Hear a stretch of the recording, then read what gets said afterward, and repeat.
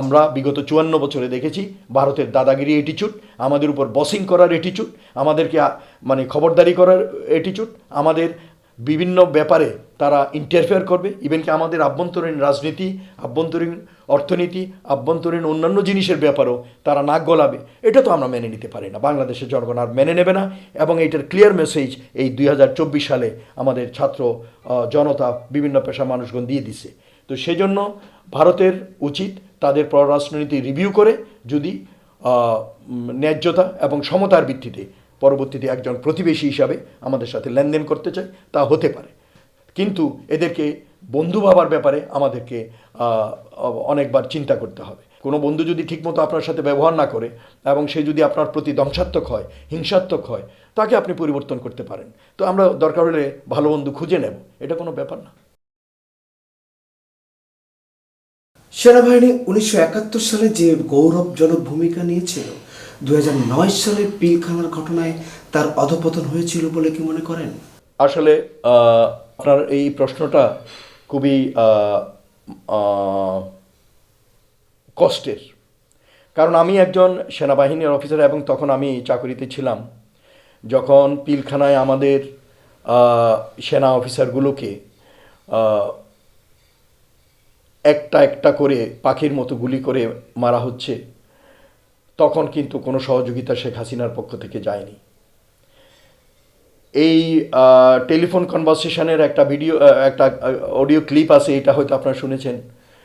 আমি শুনেছি যে জেনারেল শাকিল ডিজি বিডিআরের সে রিং করেছিল শেখ হাসিনাকে, এবং শেখ হাসিনা বলে যে ঠিক আছে তুমি একটু সামাল দিয়ে রাখো, আমি সাহায্য পাঠাচ্ছি। কিন্তু সেই সাহায্য আর আসেনি। ওখানে আমি শুনেছি যে তাকে খবর দেওয়া হয়েছিল, কারণ তার আগের দিন ওখানে যেই প্যারেড হয়, আমি নিজেও ওই প্যারেডে গিয়েছিলাম ভিজিটর হিসেবে। পরের দিন রাত্রে ওখানে হওয়ার কথা, ডিনার হওয়ার কথা, এবং ওই ডিনারে আমিও আমন্ত্রিত ছিলাম এবং আমিও যাওয়ার কথা ছিল। পরে তো সকালে এই ঘটনা হয়ে গেল, এবং পরে শুনলাম তাকে মানা করা হয়েছিল যে আপনি যাবেন না ওখানে, কারণ আমরা একটা মহল থেকে তাকে জানানো হয়েছে আপনি যাবেন না, আমরা একটা ছোট ওখানে ঘটনা ঘটাতে পারি, যেই ঘটনাটা আপনার বাকি সময় শাসনে ক্ষমতায় থাকার সময়কাল এবং আমাদের জন্য একটু পজিটিভ হবে এবং আমাদের জন্য একটা ইতিবাচক ভূমিকা রাখবে। কারণ সে তো আসলে ফাউল মাউথ। আপনারা জানেন শেখ হাসিনা ছিল খুব ফাউল মাউথ। সে কখন কোথায় কি বলতে হবে জানে না, কিভাবে বলতে হবে জানে না, তার কথাবার্তায় ডিসেন্সি ছিল না। আমি দুঃখের সাথে বলতে হয়, একটা প্রধানমন্ত্রী হয়েও কোথায় যে কি বলতে হবে, কি সুরে বলতে হবে, এগুলো সে জানতো না। ওই যে আমি আরেক জায়গায় বলছিলাম, কথা বললেই তার মুখ থেকে দুর্গন্ধ বেরোতো। তো এখন সে এই যে দেখেন তার পতনটা হলো এই ধরনের একটা কথা বইলা, আমাদের ছাত্রদেরকে সে রাজাকার রাজাকার ডাইকা গণভাবে। তো সেই জন্য সে এক জায়গায় বলছিল যে ওরা আমাকে বলল যে রাতে বা একটা ঘটনা ঘটতে পারে, আপনি ওখানে যেয়েন না, কিন্তু ওরা যে এত বড় ঘটনা করে ফেলবে আমি তো ভাবতে পারি নাই। তো বিষয়টা হচ্ছে, এবং পরবর্তীতে আমরা যখন বিডিআরের যে তদন্ত কার্য ধামাচাপা দিয়ে রাখা হলো, তারপরে একটা রং তামাশার একটা করলো, কি বলে যেন, সাজানো একটা তদন্ত করে কিছু নিরপরাধ লোকজনকে জেলে টেলে ঢুকাইয়া এটাকে ফাইলটা ক্লোজ করে দিল। এর থেকে আমরা তো বুঝলাম যাতে ভারতের নাম না আসে, আওয়ামী লীগের সংশ্লিষ্টদের নাম না আসে, সেই জন্য এই জিনিসটা সে করে গেছে। তো ওখানে তারপর সে নিয়ে সেনাপ্রধানকে তার অফিসে বসায় রাখছে এবং তাকে কোনো কাজ করতে দেয় নাই যে আমরা দেখতেছি, আমরা এটা আলোচনার মাধ্যমে করা যায় কিনা, তুমি কিছু করার দরকার নাই। কারণ 46 ব্রিগেড, ঢাকাতে যে ব্রিগেডটা থাকে, সেই ব্রিগেড অলরেডি 27 নম্বর রোডে গিয়ে পজিশন নিয়েছিল, তারা আর একটু আগে গেলেই পারত। তারপর মনে করেন আমি তখন রাজেন্দ্রপুরে ছিলাম, তো ওখানে ভুলক্রমে তখন সেনাপ্রধান ছিলেন জেনারেল মঈন রিং করছে, ওই টেলিফোন আমার কাছে চলে আসছে, আমাকে মিলাই দিছে। সে আসলে কল করছিল আমার পাশে যে ট্যাঙ্ক ওয়ার্কশপ আছে ওখানে, ওই যে ট্যাঙ্ক ওয়ার্কশপে ওরা ওই যে আমাদের এপিসি, তারপরে যে ট্যাঙ্ক, এই জিনিসগুলো ওরা রিপেয়ার করে এবং ওখানে থাকে মেনটেনেন্সের জন্য। তো ওখানে এপিসি আছে অনেকগুলা, কারণ ওখান থেকে আমাদের ওই যে জাতিসংঘ মিশনে যখন যাই তখন ইয়ে করে পাঠায় এই জন্য। তো বলে ও তোমাকে মিলাই দিছে, আমি তো মঈনকে চাচ্ছিলাম। মঈন মানে ওই যে কর্নেল মঈন হচ্ছে ট্যাঙ্ক ওয়ার্কশপের ওসি যে ছিলেন। তো আমি বললাম, আচ্ছা ঠিক আছে স্যার। তারপরে তো আমি তখনই বুঝতে পারছি হয়তো মঈনের সাথে কথা বলে সে এখান থেকে এপিসি নেয়ার অর্ডার দিবে। কিন্তু পরবর্তীতে যা দেখলাম, দুঃখের সাথে বলতে হয় যে জেনারেল মঈনের মতো এই ধরনের একজন পেশাগত দক্ষ অফিসার, সেও আসলে পেশাগত দক্ষতা এক জিনিস আর বুকের সাহসটা হচ্ছে এক জিনিস। এখন আমার কথা একটাই, সেনাপ্রধান হিসাবে উনি ওনার দায়িত্ব পালনে ব্যর্থ হয়েছেন। কারণ আপনি সেনাপ্রধান, আপনাকে সেনাবাহিনীর দায়িত্ব অলরেডি দিয়ে দেওয়া হয়েছে। You are in charge of the army. তো আর্মির সব কিছু দেখভাল করা আপনার দায়িত্ব। আপনার অফিসারদেরকে মারতেছে, আপনার অফিসাররা বিপদের ভিতরে, আপনি গিয়ে এটা সব সমস্যার সমাধান করবেন, ওদের উদ্ধার করবেন, তারপরে এসে আপনি প্রাইম মিনিস্টারকে রিপোর্ট করবেন। প্রাইম মিনিস্টার যেহেতু প্রতিরক্ষা মন্ত্রী একই সাথে, তাকে আপনি করবেন যে প্রাইম মিনিস্টার এইটা হয়েছিল, আমি এইটা করছি, এই অ্যাকশান নিছি, বাস। আপনি তো ওখানে গিয়া প্রাইম মিনিস্টারের আঁচলের নিচে বসে থাকার কথা না। সো এইটা উনি আসলে যেভাবে হোক এটা কোনো দিন ওনার ক্ষমা পাবে না, ইতিহাস ওনাকে ক্ষমা করবে না, এবং খুব ন্যাক্কারজনকভাবে ওনাকে চিত্রিত করে রাখবে বাংলাদেশের ইতিহাসে। এবং আমাদের সেনাবাহিনীর জন্য এটা আসলে একটা খুবই দুঃখের বিষয়। সেনাবাহিনী কিন্তু এই ধরনের বাংলাদেশের সেনাবাহিনী যারা এই ভাঙাচোরা হাতিয়ার দিয়ে যুদ্ধ করে এই দেশকে স্বাধীন করছে, এই সেনাবাহিনী গড়ে উঠছে কিন্তু রক্তের উপর দাঁড়িয়ে, জনগণের সমর্থন নিয়ে। এটা পিপলস আর্মি, এটা জনগণের আর্মি, সেনাবাহিনী। কাজে এই সেনাবাহিনী কোনো দিন এইভাবে মার খেতে পারে না। তো এই সেনাবাহিনীকে সে এইভাবে হাত পা বন্দি করে নিরস্ত্র সেনা অফিসারদেরকে মারাইছে, সেই জন্য জেনারেল মঈন কোনো দিন ক্ষমা পাবে না, শেখ হাসিনা তো ক্ষমা পাবেই না। তো এইটা আসলে খুবই দুঃখজনক ঘটনা, এবং এইটার জন্য আমি বলবো যে গোয়েন্দা ফেইলিওরও ছিল।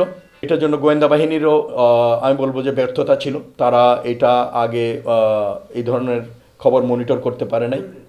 এটা আসলে খুবই দুঃখজনক, এবং আমরা তো পরবর্তীতে জানতে পেরেছি এইটা করার পিছনে আর ভারতের কয়েকটা কারণ ছিল। এক নম্বর হচ্ছে যে ওরা দে ওয়ার জেলাস, এরা ঈর্ষান্বিত ছিল। আমাদের বাংলাদেশ সেনাবাহিনী গ্লোবালি বিশ্ব পরিমণ্ডলে যখন একটা সুনাম অর্জন করলো, জাতিসংঘ বিভিন্ন জায়গায় জাতিসংঘ মিশনে তাদের পারফরমেন্সের জন্য, এবং বাংলাদেশ সেনাবাহিনী ওয়ার্ল্ডে বিশ্বে 1 নম্বর কন্ট্রিবিউটিং কান্ট্রি হিসাবে গণ্য হলো, তখন ভারত হিংসায় জ্বলছিল।